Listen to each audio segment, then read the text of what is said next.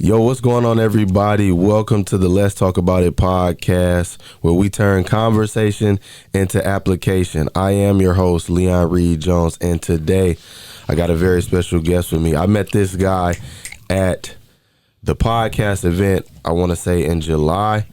And from the time I met him at the podcast event up until now, we had just been trying to, make this podcast episode happen, whether it was on his platform, my platform. But I'm glad we finally got it worked out. I bring to you guys none other than Mr. Calvin Nellum. What's going on, sir? How you doing, bro? What's up, brother, man? Thank you so much for the nice intro, man. Got me feel like I'm special up in her. For sure, man, for sure. So tell the people a little bit about yourself. Who is Calvin Nellum? What's up, everybody? My name is Calvin Nellum, coming from the Calvin Nellum Podcast, and I just appreciate my brother, man, just giving me a lot of patience, because I've been on just, a lot of, I haven't been on time recently, and so I just really appreciate the brother, man, giving me patience. But Calvin Nellum, I'm you, honestly, man. I'm from New Orleans, Louisiana. I grew up in a very just privileged household, but I have a lot of, grease, you know what I mean? Mm-hmm. But I'm a loving person, and I just want people to just, what's the word I'm looking for? I was talking to my cousin about how I'm a huge J. Cole fan, and how I remember when J. Cole, before he was an A-list celebrity, he was a B-list celebrity, but during that time I was like, J. Cole, he's gonna be the next one, I was like, he's gonna be the, you know what I'm saying? And that's just me, I'm always to believe in the underdog, because I'm an underdog myself, and I'm always seeing the future in people, and I'm investing in it before people believe in it, and that's just me. I'm literally the leader of the underdogs. For sure, man. I like that. I like that term, the leader of the underdogs. And I actually saw when you posted it a few days ago at the J. Cole concert, and you was going in. I'm like, yes, yeah, man, it's real. Cole is nice. I know. So that means you gonna be at the concert with on the Drake, tour with Drake and J. Cole. Yeah, man. I gotta get that. He's not coming to Detroit, but whoever's adjacent, I'm gonna try to get to that joint, man. I've been to every J. Cole concert since Born Center, and that's crazy. They've all been A+.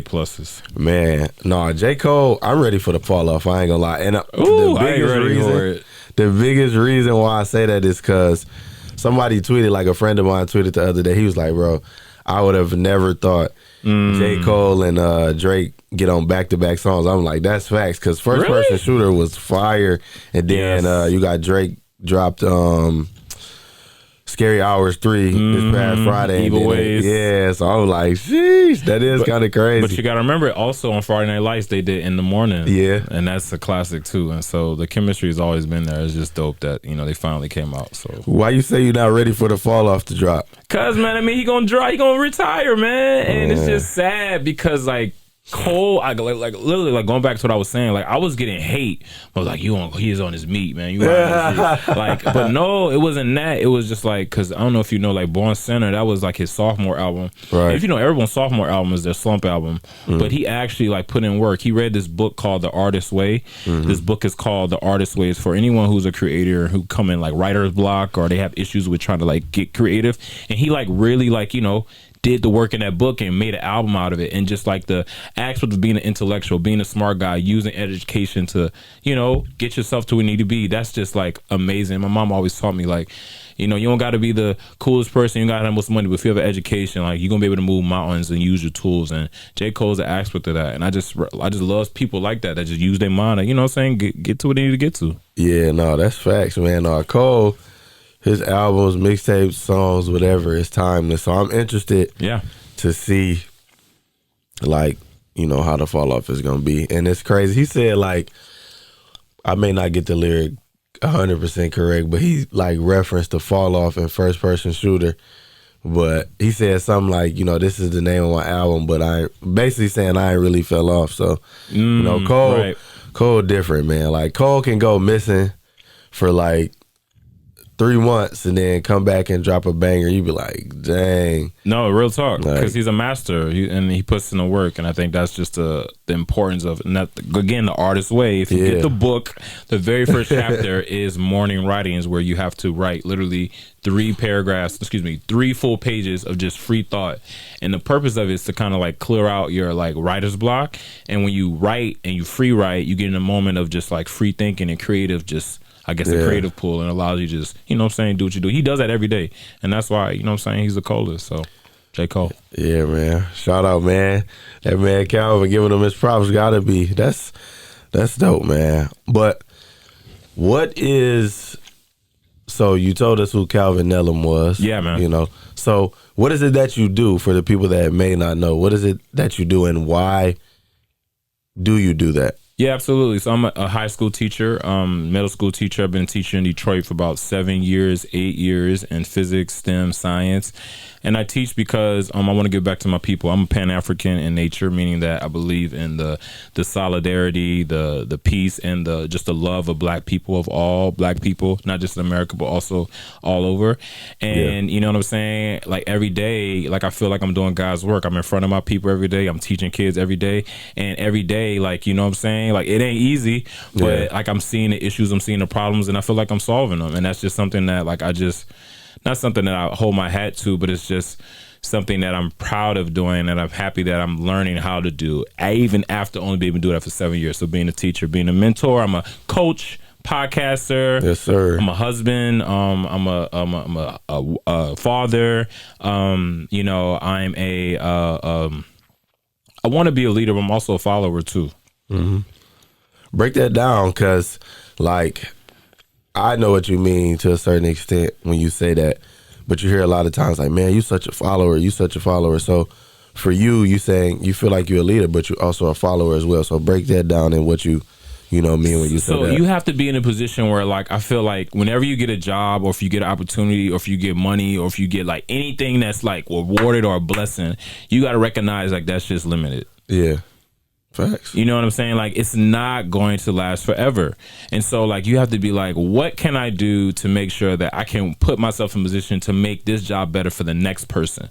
So kind of thinking outside yourself. So really just understanding like everything has its time. And so like you have your time. So like for example, going back to what I was saying about J. Cole, going back to J. Cole, right? So doing Born Sinner, like he was a B-list celebrity. He wasn't like considered a top one, you know, top three, you know, but now it's his time, right? Yeah. And now because it's his time, everyone has their time, but if you're ready when that time comes, then that's when you prevail. A lot of people don't be ready when that time comes. Yeah. His time is coming. Now he's prevailing, right? And so, like, for me, I just really just want to make sure, like, it's not about me being my prime or me trying to,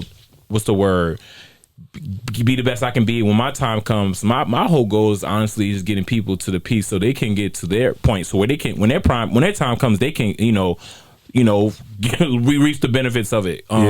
That's really my goal. My goal is to really like heal people and get people to understand like life is more than just like materials. Life is really a journey of like ups and downs, and like if you can get through that roller coaster and not fall off, you can really like grow. And that's like the beauty, and that's why that's my goal. That's my point in life. I've been through a hurricane, you know what I'm saying? My dad was in my life. I lost my brothers who just gangs and like drugs and shit, you know what I'm saying? Yeah. But at the same time, my mom had a master's degree plus 30.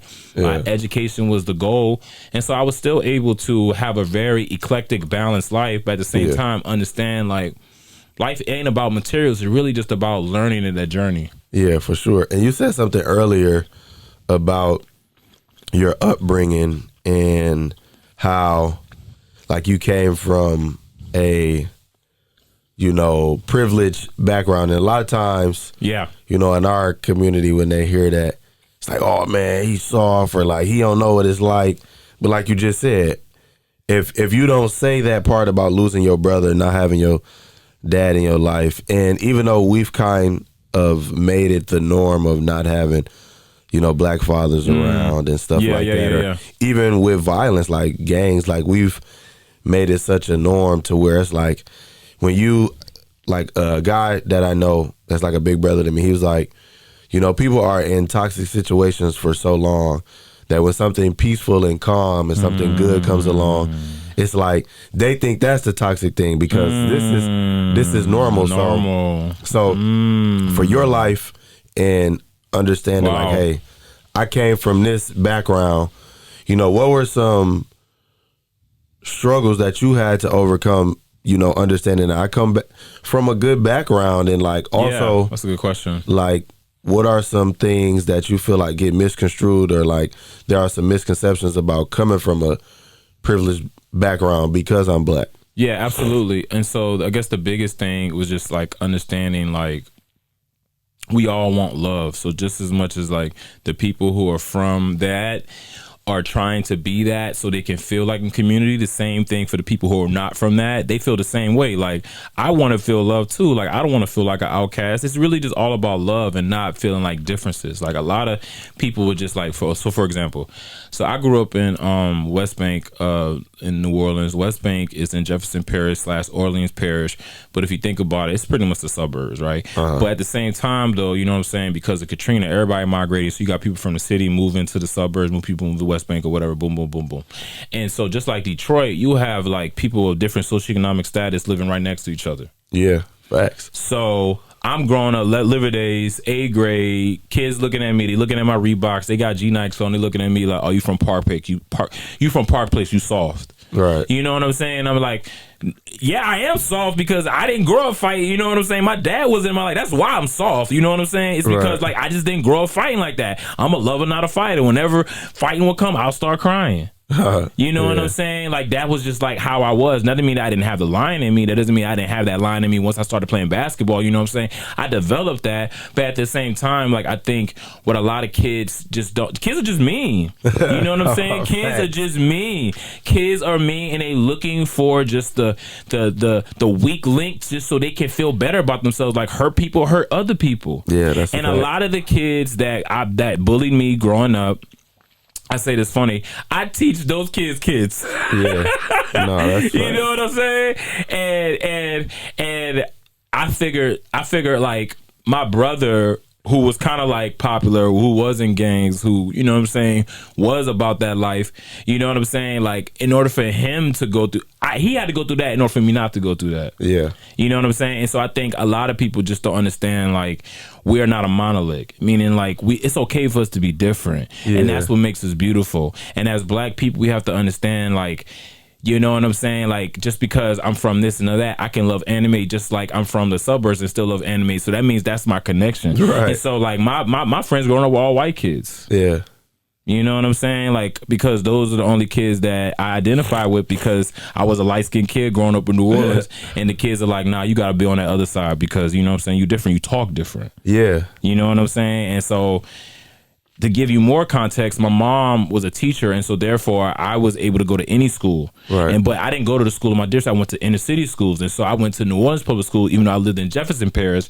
And so me going to New Orleans Public Schools, automatic off jump, I was a target off jump because I talk different, my light skin, my hair, my shoes. You know what I'm saying? And so at the same time, I had to survive. So as a third grader, instead of me trying to plead, I had to assimilate. I had to figure out how to talk like them. Yeah. I had to figure out how to dress. My mom never bought me the clothes, so that was no way I could dress like them. But the talking piece, or figuring out how can I get a friend that's of that tribe that can connect with me, you know what I'm saying? That can hopefully, you know what I'm saying, you know, keep me where I need, help me navigate. In this question, I guess I'll say it just really taught me how to just be diverse.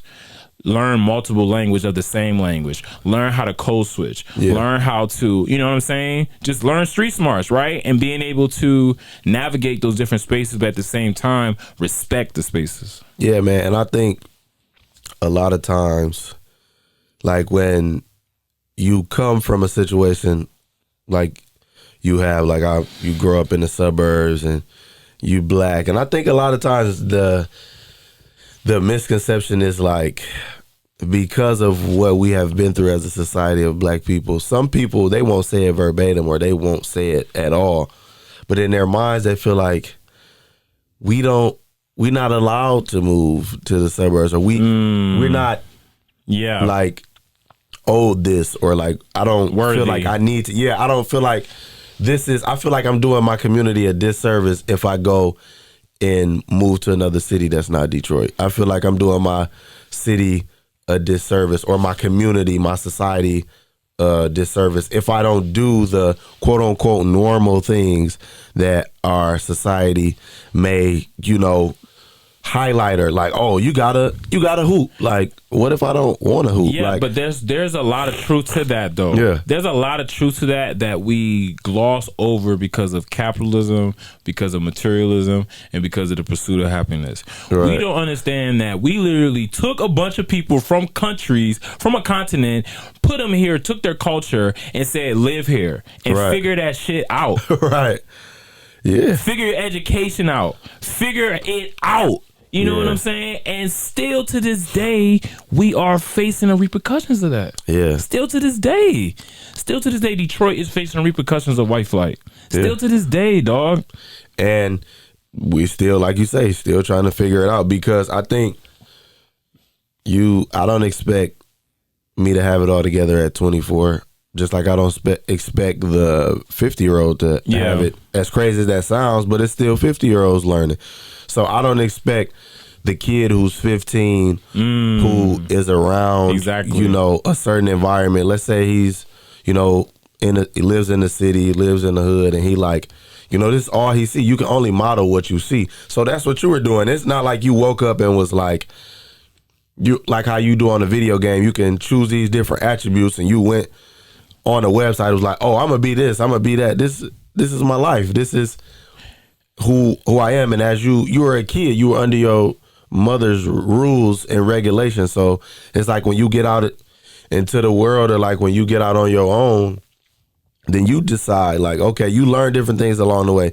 Just like me, I tell people all the time, like, there are some things that I will hold near and dear to me that I will implement when I become a father. But there are some other things that it's no knock against my parents. It's just, I don't think that's going to help my child, because you got to think we in different eras. So like, for example, right, me, even at 24, like, I see certain kids, how they disrespect their parents, or like just how things are. It don't even necessarily have to be disrespect.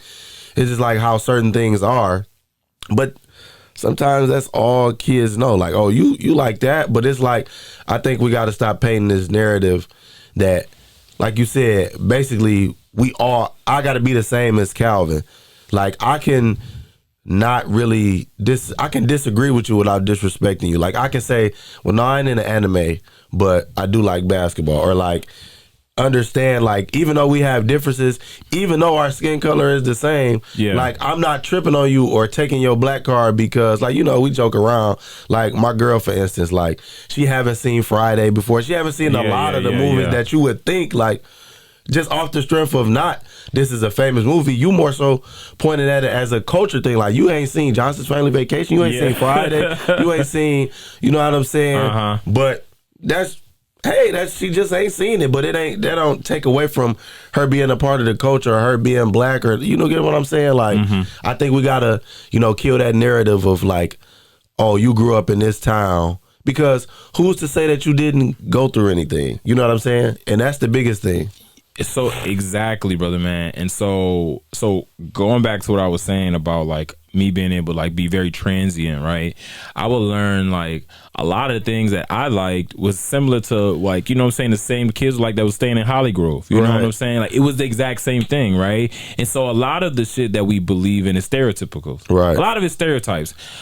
Everyone listens to rap music. Right. Everyone loves Disney Channel. Right. Everyone loved and watched Lion King and Space Jam. Everybody like fried chicken. Right. You know what I'm saying? Like, you know what I'm saying? Like, there are things that we culturally are different, but there are a lot of things that are similar to us that if we just have a simple conversation, we can be like, dang, like, you just like me. And that's me, bro. That is me. My mama always told me, even though my dad was in my life, my brother was like, she always told me never leave with hate. Right. So because of that, I never had judgment. I was always a natural empath. And an empath is someone who always puts yourself in other shoes. Also, because I was bullied a lot, I was always like the outcast. So whenever there was another quote unquote outcast, I would always put myself in their shoes. I always try to get to know the person. I always try to figure out that person. I was just really, you know what I'm saying? Just like try to get to that person's point of view. Yeah. And then when I quote unquote became or started to, what's the word when you start, when you start, your flowers start blossoming, or you start growing into your height, or you start getting handsome or whatever. What's the word for that? Growth spurt. Yeah, when you reach your growth spurt, then Yeah. you start getting that other attention, and then you start differentiating like, oh, so you like me because I'm taller now. Oh, you like me because I wear this dress clothes now. Yeah. But then the other people like me because I just was a nice person. The other people Yeah. like me because I was a genuine person. So what is real love? You Yeah. know what I'm saying? And so then from there, you just approach everybody as just like a human. You look past their clothes. And so I was telling this funny story of how like when I was growing up, the only thing I cared about was clothes, how I look. And then when I got to college, when I started to find myself more, when I started to get more into science, Right. I remember literally wearing the same clothes for a week straight because I was so engulfed in my studies. Yeah. You know what I'm saying? Like that was the type of like transformation that I had, right? And Yeah. so it's just like understanding like that's okay, but you're eventually, you know what I'm saying, you're gonna grow out of that things, but you have to understand what your passion is. I think that's like also what my mother also told me, like even though me growing up as like an only child, she never limited me. She never put me in a box. Yeah. You know what I'm saying? Like if I had a pool stick and I was watching Three Ninjas, I could go to the backyard and just play with a pool stick the whole time and act like I'm a ninja. My mom would let me be a ninja for 4 hours. Right. And then I'll go on Yahoo Video and act like I'm Husher doing the Yeah video, doing my moonwalks and shit. And then I'll go Right. downstairs and play my Pokemon and then my Yu-Gi-Oh cards with my little Game Boy, right? And then at the same time I go bring my game. And then I'm playing basketball. You know what I'm saying? So like my mom allowed me to do all those different things, right? And then growing up now, seeing my kids, they don't have those same freedom. Yeah. For sure. You know, and like I just say like I'm blessed, man, and I just really try to give other kids that same. That's why I teach. You know what I'm saying? Try to like let them know like you could. I tell kids all the time like I could beat you in this, I could beat you in that, I could beat you in that, and I could beat you in that. You know what I'm saying? Because that's just how diverse I am. You know? Yeah. And I think you hit the nail right on the coffin, man. I think a lot of times you said something about how like when you around somebody and you just have a conversation, it's like you get to know them. You like, oh, we do have a lot of similarities, but I think also you have to understand like even if, you know, even if we don't have certain similarities, like even if you ain't rocking with anime like me, like only anime that I really know or like can tell you about like fully is Dragon Ball Z. Okay. And maybe a little bit of Naruto, but that's only because my brother like was a super and probably still is a super anime fan. But Yeah. like I know about One Piece, but I only know about it because when we used to watch tells you about it. Right, everybody talking about it. So it's like I'm kind of forced to know about it, but it's like anime is not my thing. But I'm not knocking my homeboys that, you know, even still to this day, or get on Super Smash Bros. Like, don't get me wrong, I grew up playing Mario and, you know, Luigi, all these different things, but I'm not a super, I was more into like 2K, Fight Night, or Madden. Uncharted, stuff like that. I was terrible at Madden. Grand But, Theft Auto. yeah, like stuff like that, but I don't have to shun you or knock you because like, oh, you like that, like you ain't black or you not really. Now, this is what I will say. But kids do that, dog. Yeah, man, You can and literally you don't- have the wrong shoes on, and you can be the America's worst enemy to kids. Yeah, and what people don't understand is like at the end of the day, you got to realize like I'm not taking away nobody black card because like I said, the thing about Friday, if you ain't seen All About the Benjamins, you still like that doesn't change like that you black. Now, I will Right. say this, like I don't know what it's like to not have a father in my life because my dad has always been in my life. Yeah. So I'll never try to tell somebody, well, man, you should like, I mean, that's the right thing to do. Mm-hmm. You should forgive your dad. But I don't really know what I mean, if I'm close to you, then I know what has happened. But I didn't go through that. So I really can't like expound on that. So I understand that piece of like, well, you don't know what it's like growing up this way or growing up here. But I think people have to also, on the flip side of that, understand like, yeah, I may have not went through what you went through, but I went through something. And then also we need to understand how to teach people too. Yeah, and for show sure. people too. My mom showed me how to navigate a lot of those spaces just through her doing it. Right. You know what I'm saying? Like my mom was from the Lafitte Project. She was the first out of 7 kids to get a degree, you know what I'm saying? She cleaned floors, she dropped out of college, then became a teacher, you know what I'm saying? But she taught in the inner city, so she will always, even though she lives in the suburbs, she will always go back and take me, always go back and take me, and she was still Miss Nidra West. Miss Nidra West never changed. She never changed, you know what I'm saying? And that's the beauty of it, of like letting kids know, like, I tell kids all the time, like, be cool, be calm, and be collected. Yeah. Cool is you. You are already cool. You ain't got to try to be cool. You were born cool. Just be you. You know what I'm saying? Be calm. You chill out. You know what I'm saying? Like, you don't got to go on 100. Just be at 50 or sometimes be at 25. And be collected. Like, understand, like, your six. Understand your front. Understand everything. You know what I'm saying?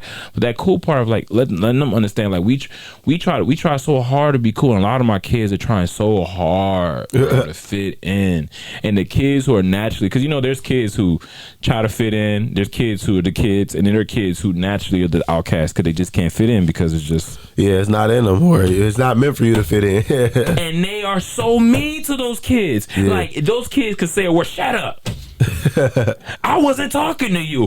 Like that kid is say, one kid is say something, that same kid is say the same thing, and everyone, you know what I'm saying? Like, it's crazy now because the social skills are not there, and so they're just literally seeing whatever they see on the internet. Oh, that's a weak link. What's what we call, like, you know, just like it's the survival of the fittest mentality of just like I have to take advantage of whoever's the weakest person because I have to feel, I have to be, I have to act like, I have to perceive that I'm powerful. Yeah, and I love this quote where it says, like, with all the things to be in the world, be yourself. And I think you said it, and I like how you broke that down, like with you compared it to the growth spurt. You gave an analogy of the growth spurt, and I think that's what kids are in right now. And I think it's not even necessarily just a physical growth spurt, it's a mental growth spurt. Like, you trying to find out, like, you ain't gonna be, and I think it's a lot of pressure because you think about it. Like, I hear sports analysts say it all the time, like, man, if AI had social media, just imagine what they would, you know what I'm saying? But you got, you know, even what we would consider the sorriest basketball player is getting a lot of media attention. So you let's say you want to play basketball, or you want to do this, or you want to live this type of life. You in the ghetto and you watching somebody live it up. You only seeing, I don't even know if you're seeing a third of what they've done to get that. You know what I'm saying? So you feeling like, oh, why I gotta go to school and do this? Not saying you gotta go to school to be great or achieve your goals, but like, why do I gotta do this work in order to get, when this looked like this person just did this and it just popped up, not knowing that this took time for me to accumulate this stuff. And it's still taking, you know, a lot of me and time to get to where I'm trying to get and where I've come to now. And I think a lot of times, like, you know, social media plays a big part. And then just like you get into this game of like comparing, but in reality, you know, there's nobody, you know, more like you than you. And it's no need for you to try to sit back and be a copy of somebody else when you can be the first you. You get what I'm saying? Yeah, brother. So I heard you say, which I already, you know, knew from looking at, you know, the different episodes, you got a podcast. What made you say, hey, man, I want to get into this space, I want my own podcast? Yeah, man, absolutely. I think it's just important to understand that, you know, I feel like if you have something to say, you should say it if you follow rules. Yeah, for sure. You know, and I think for me, like, I follow rules. I listen to my favorite podcast, all the episodes. We're on repeat. I do the work. I study. You know what I mean? Like, I try to be media trained. I try to train myself in media train. But honestly, it's just really just like using the power of my voice and being responsible with it, and just letting the world react to it, and just listening to them and just trying it again. Like, you know what I'm saying? Like, for example, I came out with a short. I was defining life. So I said something like, life is forever changing, and so you should always change with life, because if you don't change and you're stuck in your waves, life is going to move on, and therefore you're going to you know what I'm saying, be stuck in your ways and be lost, right? And so that was my message. And someone replied in the comment, was like, don't try to define life. Everyone's life is uniquely different, and so therefore you can't define it. And so in my mind, I'm like, Yes, I agree with that. You know what I'm saying? But if I was on some other type of time of like, I want social media so I can get attention because I'm trying to fill a void, I would have responded in a whole different type of way. No, for real. Or if you was on the wave, or, you know, the energy of like, I'm going to just go back and forth, or I put this up to get a, you know, and it's nothing. Yes. I don't think it's nothing wrong with attention. Like, because people will hear me say like, bro, I can't stand people who want attention. But I want to clarify that statement. Like, all attention ain't good attention. So I'll preface my statement by saying that. But I think a lot of times, even in the comments, people are looking for an argument, but you just saying it from your point of view. Like, when you talk about change, I heard this guy say, you know, life is always going to be the same because things change. And I'm like, he was like, that's deep. And I was like, I really sat with it because, like, that is, and, you know, in my eyes, I agree with that because life will always be the same because things are constantly changing. That's something that's always happening. Hence the reason why he said, right, you know, life is always going to be the same. But I agree, man. I think, you know, using your platform or your voice, because I've been big on that, like, and it's so crazy because my teachers used to always tell me, like, my teacher, she told me, she was like, you got diarrhea of the mouth and you don't even know, like, when you talking. But she was right, though, because I used to be like a class clown or whatever. Wow.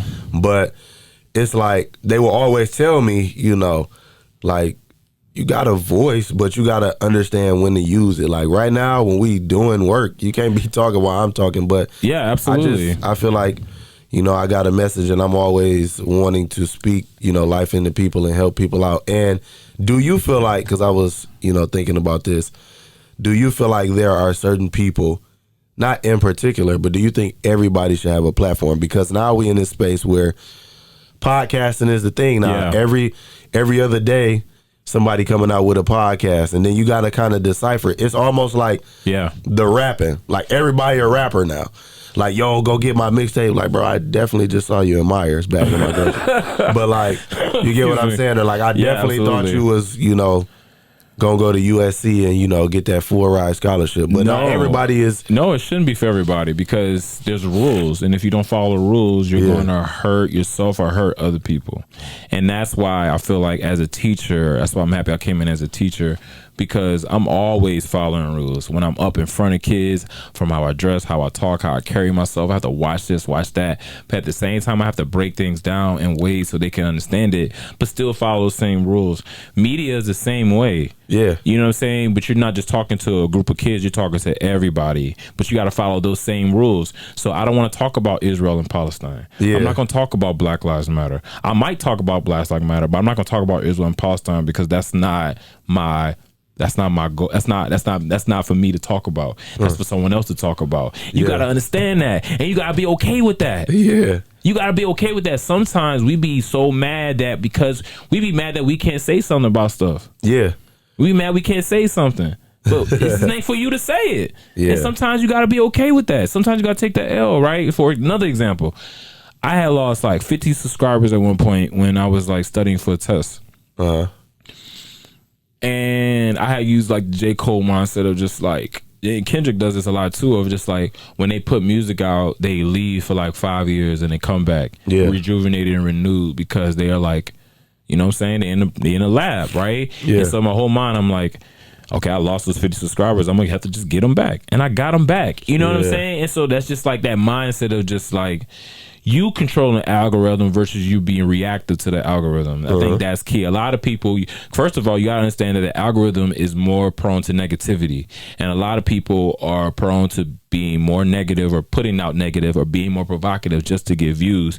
And that's the easiest trap. Yeah. That's the easiest trap to get canceled. It's the easiest trap to lose your job. It's the easiest trap to piss somebody off that's going to be at your door. You know what I'm saying? And so you want to make sure that like you in it for the right reasons, understand your mission. My mission for Calvin Nellum Podcast is to provide simple solutions, not only in the classroom, but just provide simple solutions for people and help people understand, like, you know what I'm saying? Celebrities and rappers and everyone else, they got insight, but the people right next to you also got insight. The custodian people also got insight. The people people that work at Family Dollar got insight. The police officers got insight. The custodian people got insight. A lot of those people also got insight. So let's try to figure out how we can all get insight.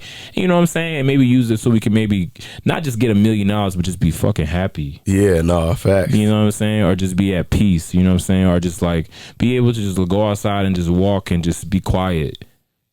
Like a lot of my kids can't even just be quiet for like 20 minutes because they got so much noise in their lives, right? You know what I'm saying? So like my mission for my podcast is to not just like be preachy and like tell you information and give you solutions. I did say that. Also my podcast is to let you know that I don't got all the solutions and you don't got all the solutions. It's okay to not have all the solutions sometimes. Yeah. Don't put that pressure on you. Sometimes it's okay to say, I don't know. Yeah. I've been saying, I don't know. I'm sorry. I apologize for the last 2 years because I've been taking so many L's. But I'm still at peace with myself. Yeah. I'm not judging myself. I'm not, what's the word? Having low self-esteem because we have to understand that we're not perfect and we're going to make mistakes, especially in this world that's imperfect, that perceives to be perfect. There's no in a world that we can try to be perfect in an imperfect world. So just understand you're going to gather losses and you're going to have a lot of wins. And when you have the wins, like celebrate that. Yeah. Because I party, bro. Yeah, it's a part of the growth spurt, like you said. And I think going back to something that you said about, you know, realizing that, not everybody should have a platform because, like, I was talking to one of my good friends about this. I remember when I first started my podcast in 2021, and, like, a big inspiration for me to start it was, one, I want to, you know, find another way, a platform to use my voice, because I had my motivational page on Instagram. But I was like, man, I kind of want to, like, just have a conversation that I'm having with my girl, my friends, my, you know, group chat with the fellas or whatever. It's like, man, we got a lot of stuff that we talk about, and I want to kind of bring this, because, like, it's crazy now. Like my friends, they be laughing at me or getting on my head about it. What? Like, bro, like, every time we have a conversation, you always talking about, like, that's a good idea for the podcast. Because it's just, like, it's intriguing conversations, and just, like, you just kind of want to see where people at with it, or, like, when they hear your point of view. I never speak from a standpoint of, like, I want you to take my side or I want you to believe as I believe. I just want you to hear how I feel about it, and then let's exchange, whether that's in the comments, whether you disagree, agree, or not. But I think I kind of I'm twofold with this thing. Like, when I asked you about, like, does everybody need a platform? Because I heard Ari Spears, the comedian, talking about this, and he was like, you know, everybody, I miss it like back in the day when not everybody could have a platform. But I would say this, I do think it's kind of becoming trendy, and you got to kind of ask yourself, like, why am I doing, well, not just a podcast, but anything that we do, we got to ask, what is my end goal? Like, what is my why? Like, why am I doing this? Am I doing this to get attention from people? Am I doing this to get likes? Am I doing this because I don't have nothing better to do, or do I have a message behind it? And I think my older cousin taught me this. Like, he was saying, like, it's okay. Like, a lot of times people feel like, oh, well, if Calvin gotta be rich, like, he gotta want to take this podcast to the next level so he can fly around the world. Like, but what if you just want to get on, set your equipment up, put out episodes, and be good? But it's like, oh, you failing in life, you not succeeding. But it's like, I think a lot of people got to understand, whatever your why is, that's okay, because that's your life. Now, me, I do my podcast, one, because I feel like I have a message, and then a bigger reason is because I want to use my voice in a positive way. And kind of what you said, I wouldn't, you know, use that terminology of following the rules per se, but I would say that I'm doing this because this is a part of my message. This is a part of me using the platform that I enjoy, that I really love, loving the craft of it, and getting my message out, and talking about different things that maybe go unsaid or go unheard, or having people on that, you know, in other rooms, their opinion may not be valuable, because a lot of times, like I heard Matt Barnes say, you know, a lot of times we'll kill the message because we don't like the messenger. And so you completely miss a learning experience. But that's also part of the rules, though. And then we also got to understand about following rules, that the rules are forever changing. Yeah. Because before all the smoke, probably 10 years ago, you could never smoke on TV. Right. You understand Right, what I mean? right. Because the rules change now, you can now do that. Yeah. Right? And so that's about not being tone deaf, right? Being within the mold, being educated. My mom's like, the difference between going to school and being educated, right?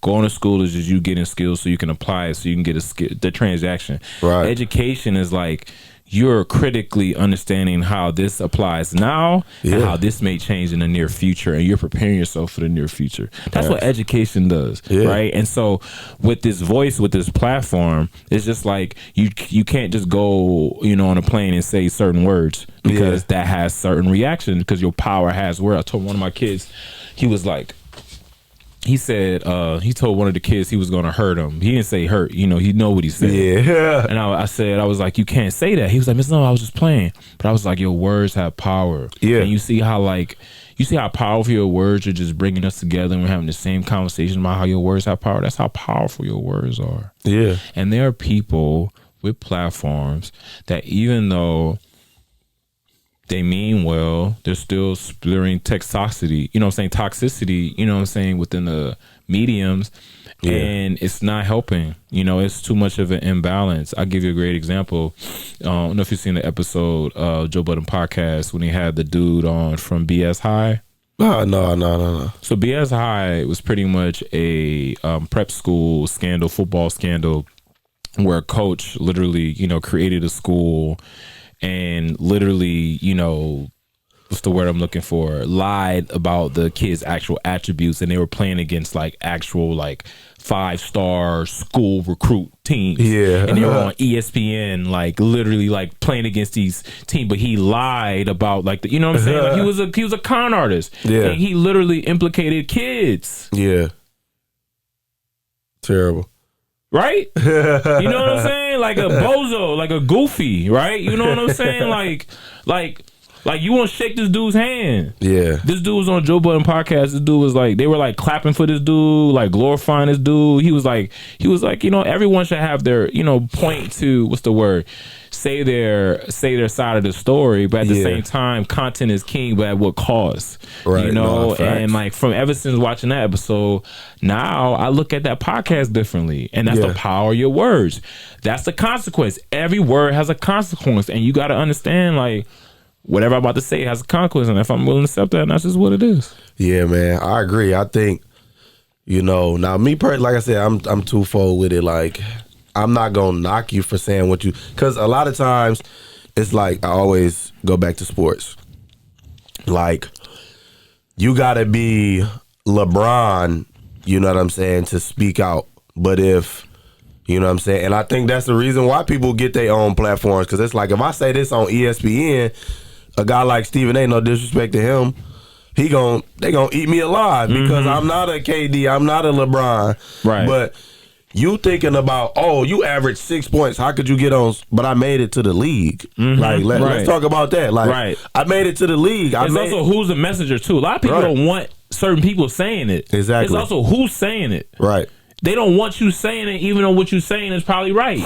Exactly. That's the biggest thing. And that's is he wrong because he's wrong, or is he wrong at the wrong time? You don't like him, exactly, or like you said, at the wrong time. So I think a lot of times we gotta. It's politics. That's politics. That's what that is for sure. But if you're not politically active, if you're not aware of the politics, if you're not politically, aware, you're gonna make mistakes and not even know it. Yeah, and I think that's a big, key to what you said about following the rules. But I don't.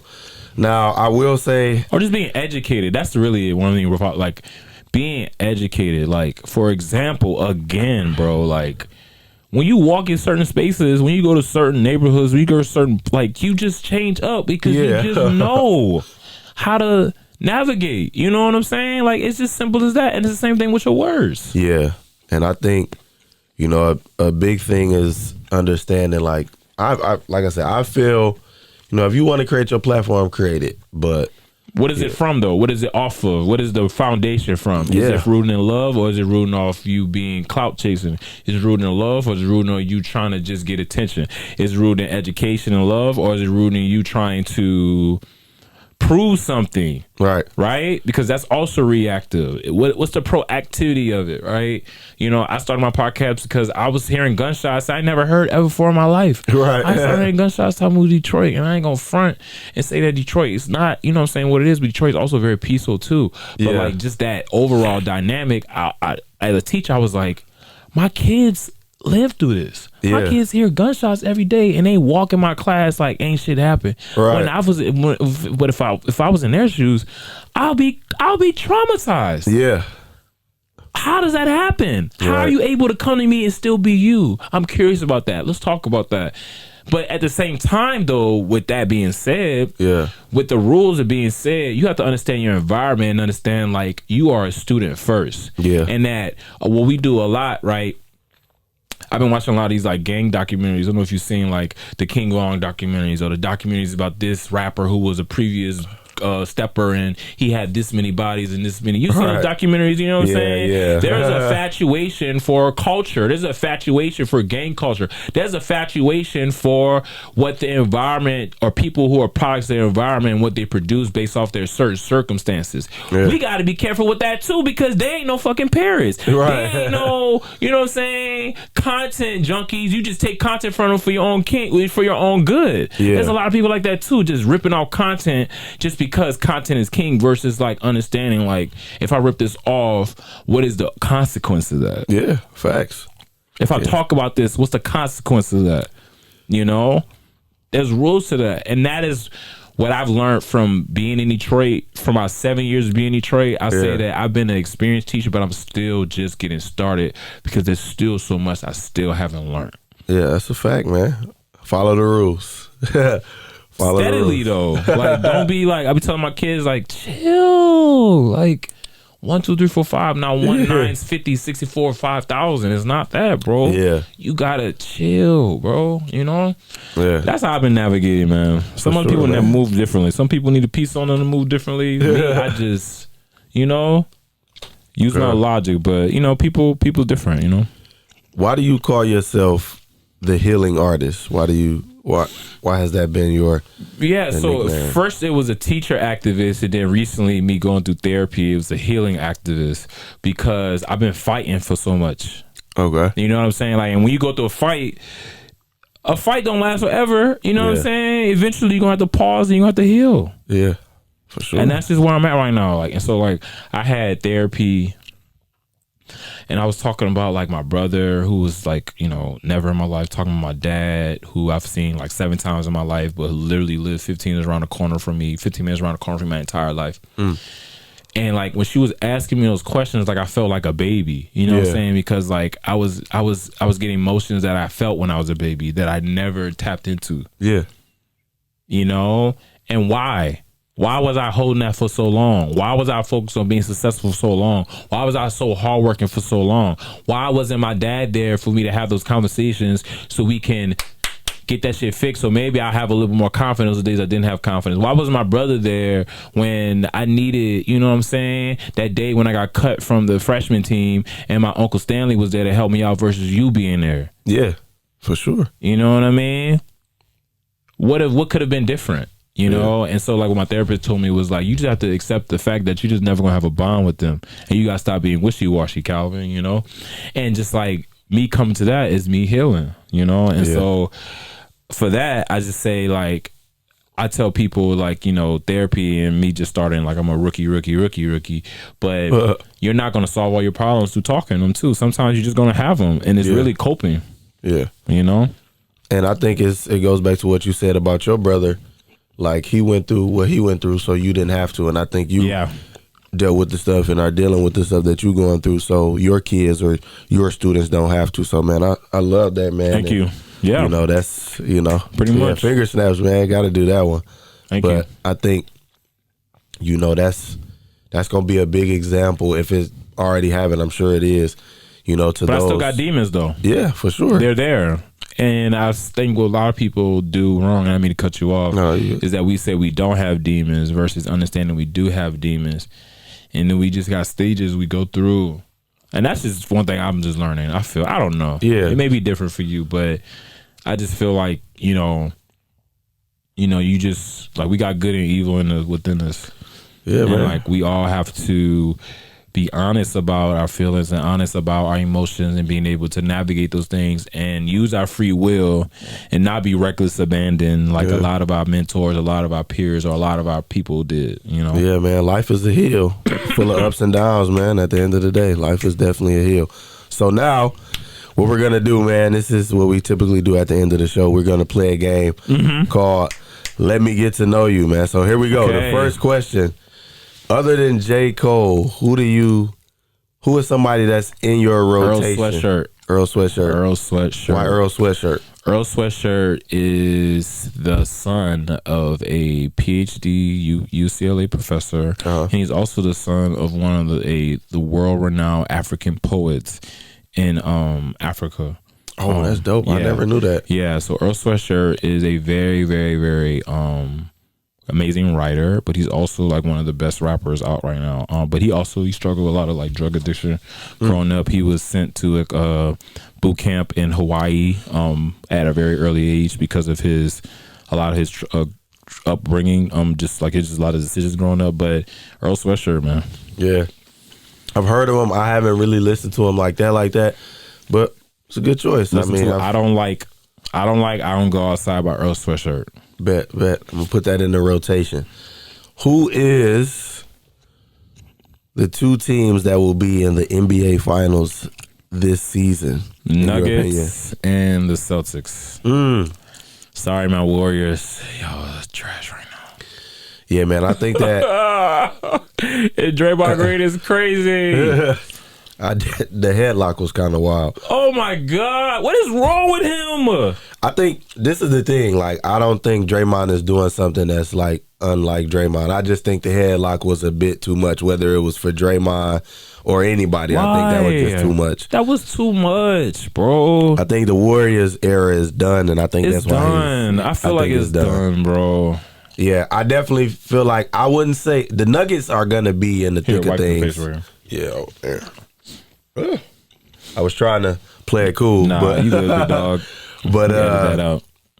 I definitely want to see the Celtics there because my boy JT is there. So, he is MVP. You got Jaylen Brown. You got man. We got Drew Holiday. Is that your team? Yeah, this is the thing.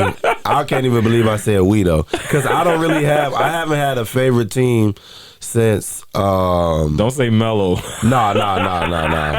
I would say for me, I'm a heavy NBA fan, bro. I would say since the 2012 Thunder. You want to get you some tissue? Yeah. Go ahead, big dog. Hold on. I don't know if we could cut this real quick. Pause it so I can get some tissue. Yeah, go ahead.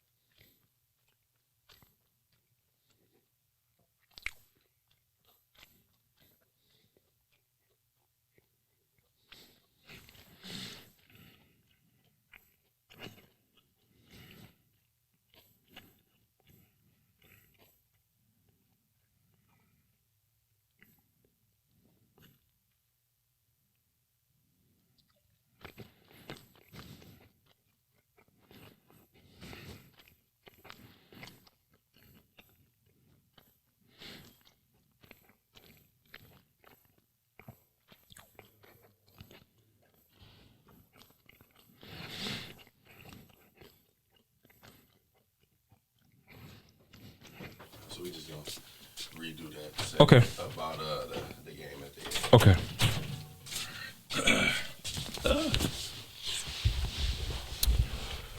All right, 3, 2, 1. Got you, big dog, man. I ain't gonna let you go out like that, For man. sure, I ain't gonna let man. you go out like that, bro. I'm gonna take a quick break, but We back with the Let Me Get to Know You game. So, first question, who out of your favorite rappers besides Cole would you say that you rock with? So it definitely, I'm sorry, I'm just going to list for this.